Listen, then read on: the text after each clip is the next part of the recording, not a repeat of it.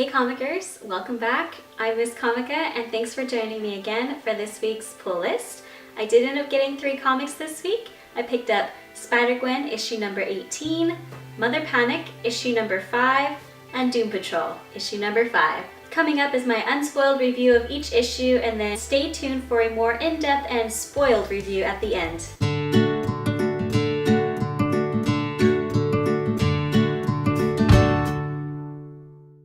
Alright guys, welcome back. So I did end up getting 3 comics this week. I usually try to just get 2 to make sure that these videos don't get too long. But there was 3 really good ones that I wanted to pick up, so just bear with me and I'll try and go as quickly as possible.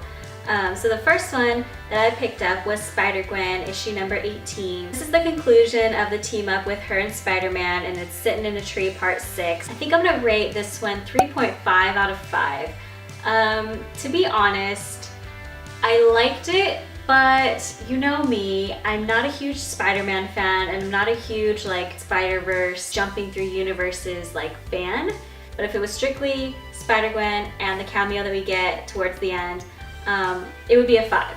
But honestly, Spider-Man is just not funny to me, and I feel like he's very rash, and I think that he relies on everybody else to save him. That's my opinion. Pretty much what you can get from this comic is some really great cameos from other spiders. You can expect some really great colors in this comic from Rico. That's the unspoiled version. Moving on to the next comic I got, which was Mother Panic issue number 5, becoming one of my probably like top 5 favorite comics right now. And as I said in the last comic, I'm really into like colorists, and Francois Beaulieu, who is the colorist for Mother Panic, is becoming one of my favorite artists. There's a lot of great colors, a lot of dark colors, contrasting colors. Well, I'm gonna rate this comic, I'm gonna give it 3 stars out of 5.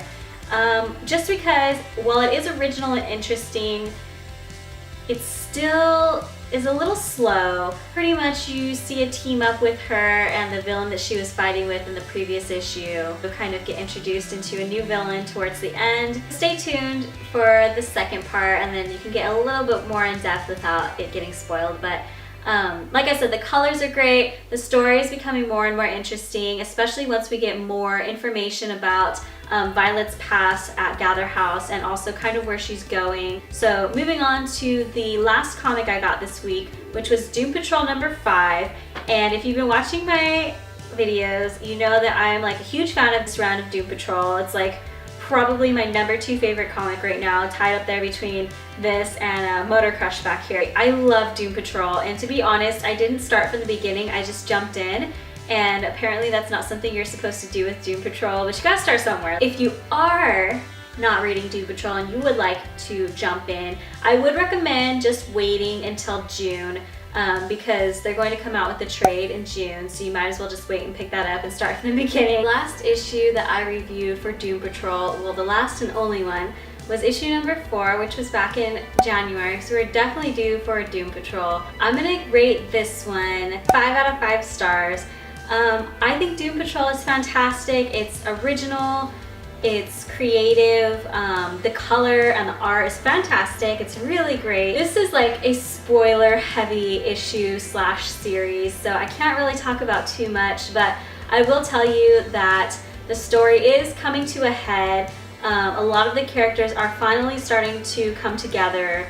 And also something that I was looking forward to, you get to see a lot more of Little Fug, F-U-G-G. I had to do a little bit of Google searching to figure out what his name was, but it's the cute little pink little Teddy Ruxpin character that we've seen in the last issue. They're all kind of starting to gravitate towards each other, and the Doom Patrol is starting to become formed. Alright, so that's all the reviews I have for the unspoiled version. Stay tuned for the spoiled version. Back to Spider-Gwen, issue number 18. So I'm glad this is the conclusion.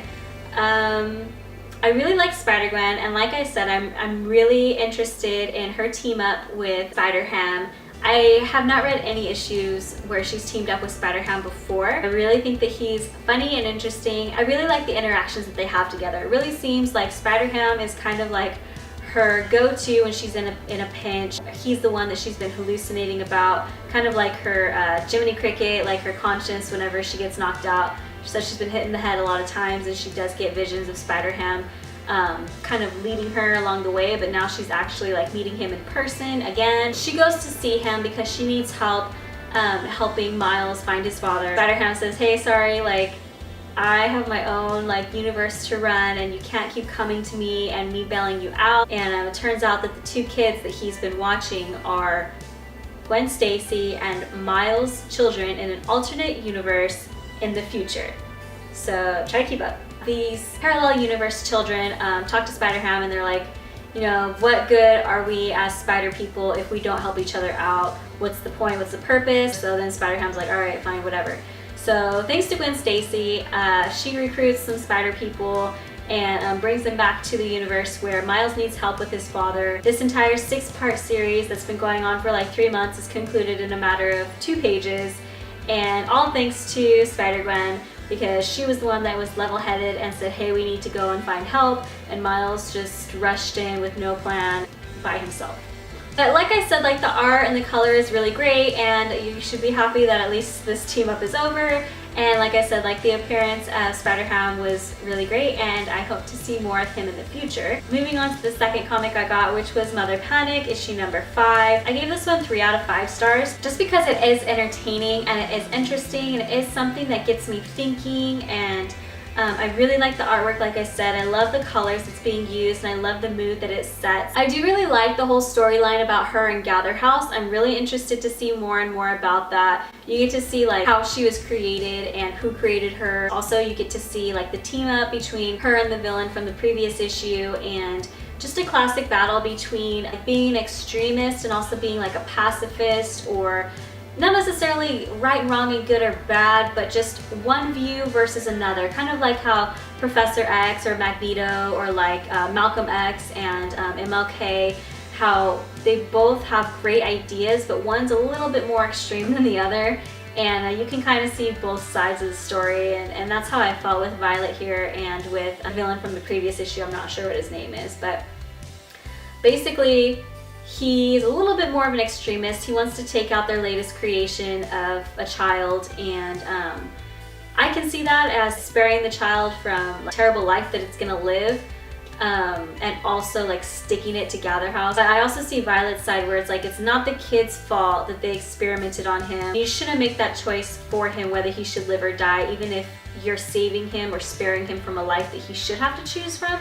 So while I understand both sides, I definitely obviously err towards Violet's side. Should make it his own choice whether he lives or dies. You can't make that choice for him. And even though you kill this one child, it's not like they're gonna stop experimenting on children. So you take out this one kid, they're just gonna keep going. So, and jumping to the end, you get to see like her mom interacting with this new rat man, and what?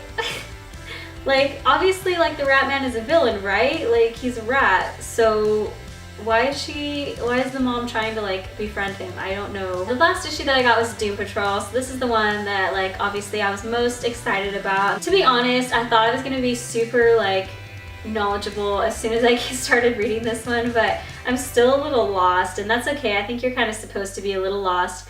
I've been doing a lot of research on like Doom Patrol, the entire history, and you know, just kind of like seeing like other people's reviews of like past issues and stuff, just so I can get like a better idea and more knowledge about it. And then I read this issue and I'm just kind of like, okay, I'm still lost. Like, it's okay, it's still really interesting, and I did give it 5 out of 5 stars. I love this one. I love Fug. I love Casey. I think she's a great lead character. I really was interested in Cliff this, well, he's on the cover, but I was really interested in him this issue just because you get to see a little bit more of him and his personality, and he seems like a great hero. Captain Trainer does end up turning into Negative Man, like officially. Pretty funny because as soon as he gets like wrapped up into Negative Man, they said, how do you feel? And he says, cold. And so they give him clothes and he goes, all right, cool. Like, I thought that was funny. So basically what the point is that they're trying to do is they're trying to go back to the past and prevent all of the bad things from happening, trying to prevent Danny from being forced to create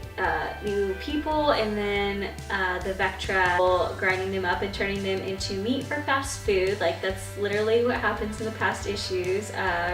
Hopefully you're not watching the spoilers if you haven't read it yet. As soon as they go back to the past, they're greeted by Casey's father, and he's got this terrible virus, and he's the evil character, turns into this huge battle, and then that's when you're introduced into Casey's like alternate evil side. Like Danny had created this like alternate Casey out of his own fears, and it spawned like this new Casey clone.